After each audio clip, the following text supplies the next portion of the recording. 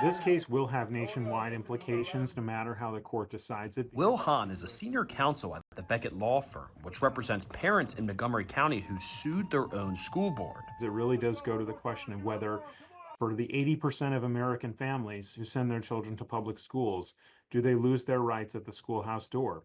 The Constitution says no, you don't. And hopefully we're confident the Supreme Court will as well. A group of Christian, Muslim, and Jewish parents sued the Montgomery County Board of Education in 2023 over what they believe to be a violation of their religious rights.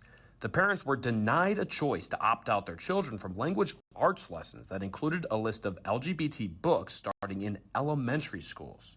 This included Pride Puppy for preschoolers and Born Ready for kindergartners, which details how a young girl transitions to a boy.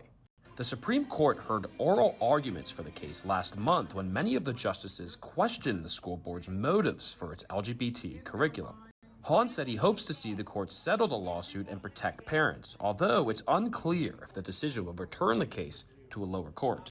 Montgomery County has explained its justifications not once, not twice, but 3 times. The fact that they don't have a good explanation is not an opportunity for a do-over. It's an opportunity to restore parents' rights. We invited Montgomery County Public Schools and its board to an interview about the case. The district declined. A lawyer for the school board stated at the Supreme Court last month that it was, quote, not feasible for the district to accommodate for what he described as high levels of parents who requested to opt out their children from lessons with the LGBT books. Several members of the U.S. Supreme Court criticized this justification, with Justice Brett Kavanaugh stating, quote, I am a bit mystified as a lifelong resident of the county how it came to this. Gender ideology has no place in school. It's a lie. That's Tiffany Justice, the co-founder of Moms for Liberty.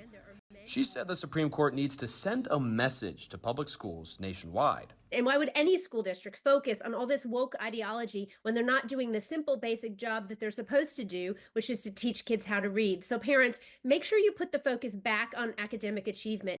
Now, we've reported on how this debate over parental rights and gender identity lessons in schools is evident from Western Maryland to Baltimore City to the Eastern Shore. We'll keep you updated about the upcoming Supreme Court case decision expected this summer.